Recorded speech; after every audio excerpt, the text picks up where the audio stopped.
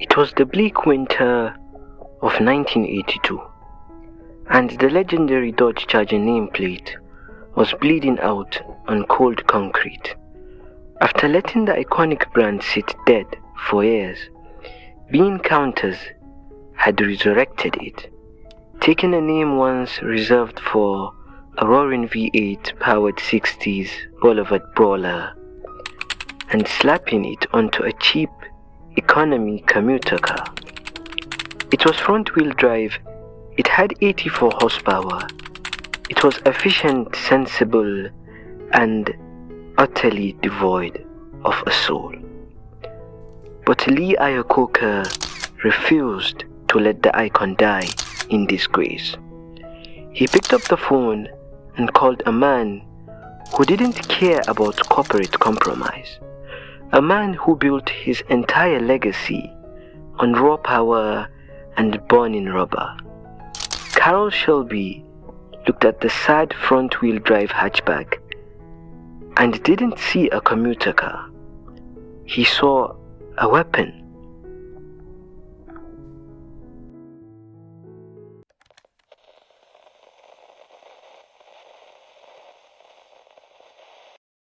The purists called it heresy. Shelby called it a challenge. He knew he couldn't drop a heavy American V8 into the cramped front engine bay of the L-body chassis. The math was impossible. The physics would tear the front axles to pieces. So Shelby fought the bean counters with mechanical grit. For the 1983 and the 1984 models, he left the turbochargers on the shelf and focused entirely on the chassis. He ordered the factory to raise the compression ratio of Chrysler's humble 2.2-liter four-cylinder engine. He swapped the camshaft and opened up the exhaust until the engine possessed a coarse, aggressive growl. Then he re-engineered how the car met the asphalt. He didn't want a drag racer. He wanted a backroad executioner. He bolted down springs that were 30% stiffer than stock.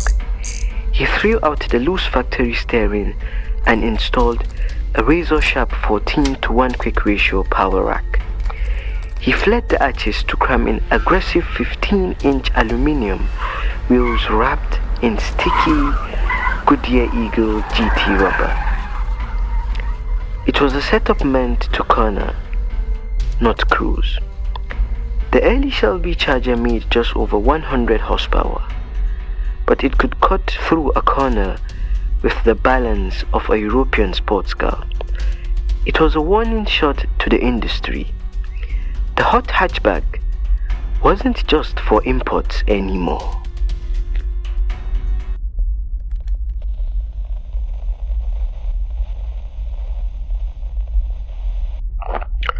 By 1984, the automotive world was divided by a border wall of iron and philosophy.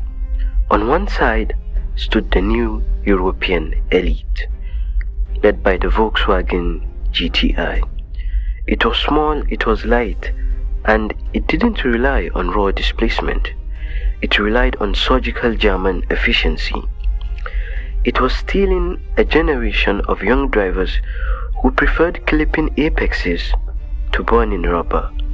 On the other side stood the traditional domestic guard, the Ford Mustang GT and Chevrolet Camaro Z28. Heavy rear-wheel drive dinosaurs clinging desperately to their cast iron V8s. They were choking under strict federal emission laws, struggling to push past 170 horsepower despite their massive displacement. The Shelby Charger was born in the crossfire of this cultural war. It was an outsider to both camps. It was too rough around the edges to be a sophisticated European sports hatch. It was too small and spun the wrong wheels to be respected by the traditional muscle car purists. But Carroll Shelby didn't build it to fit in. He built it to trespass. He designed an American machine that could outhandle the Germans on a road course while using a tiny boosted 4-cylinder engine to humiliate the big domestic V8s at their own stoplight games.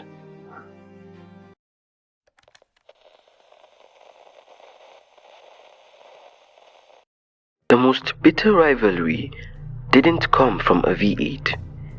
It came from across town in Dearborn. Ford had noticed the shifting winds. They poured millions into their own high-tech turbocharged 4-cylinder weapon, the Mustang SVO. It was a corporate masterpiece, featuring sophisticated electronics, intercooling, and an independent rear suspension. It was expensive, clinical, and backed by Ford's massive development budget. Chrysler had no such budget. They were rebuilding themselves from bankruptcy on a shoestring. So while Ford built a scalpel, Shelby built a switchblade. He worked on the absolute knife's edge. For the standard factory models, he used Chrysler's raw, non-intercooled turbo 1 block. But for the final Feral editions, he went rogue. He took that engine, slapped on a crude but massive intercooler, and transformed it into the Turbo 2. He forced 175 horsepower through a fragile economy car manual transaxle that practically begged for mercy on the full throttle. It was violent, it was reckless, and it worked. The battle between the Mustang SVO and the Shelby variants wasn't just a race on asphalt, it was a war of class. The SVO was a premium $10,000 tech showcase. The Shelby was a blue-collar street fighter. It lacked the Ford's refined ride, but it was lighter, rawer, and far cheaper. When the boost hit 12 pounds in those final GLHS models, Shelby's crude iron engine didn't just match the expensive Mustang SVO, it tore right past it. It ran 0 to 60 times. That left Ford's multi-million-dollar engineering project coughing in a cloud of unburned fuel. It was proof that in the turbo era, corporate budgets could not replace hot rod instinct.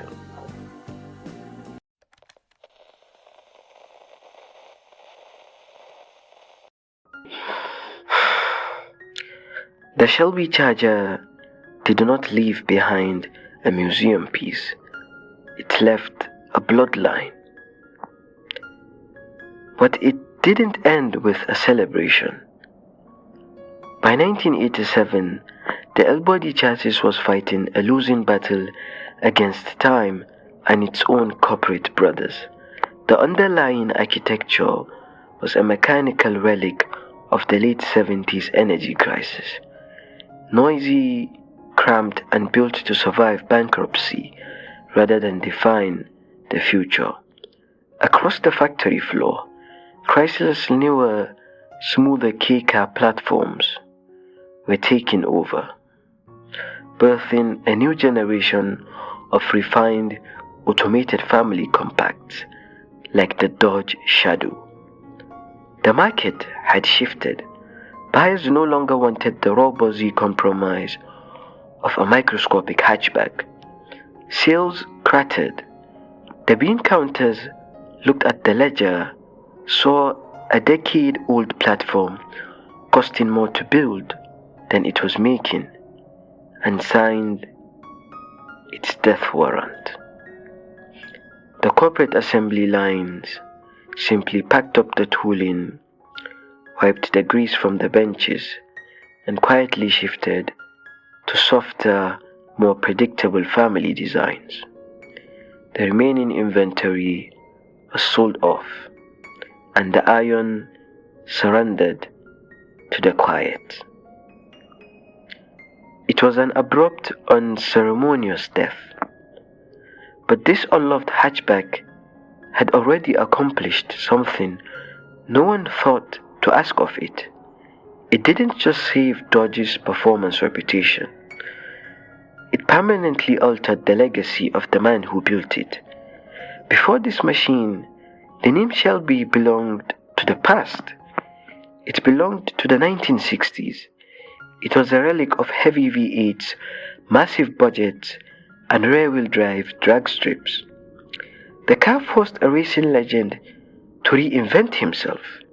It dragged him out of the rearview mirror of history and threw him right back into the fight, shifting his focus away from monolithic corporate blocks and pushing him into the high-pressure world of turbocharging and front-wheel drive physics. He brought that giant-killing philosophy to the West, forging it out of cheap domestic iron. He proved a machine did not need an exotic badge or 8 cylinders to hunt the elite on a back road. Today, when a turbocharged butchered 3-cylinder engine in a Toyota GR Corolla builds immense pressure on a rain-slicked corner, or a modern Civic Type R rips through a front-wheel drive apex with surgical grip, they are not inventing anything new. They are simply repeating the lessons Carroll Shelby stamped into the pavement decades ago. They carry the exact same DNA, the same blue-collar chip on the shoulder, the same stubborn insistence that a practical family commuter can be weaponized if you possess enough grit, enough boost, and a complete disregard for corporate compromise. The Shelby Charger is gone. The era that built it is dead. But the blueprint it left behind is immortal.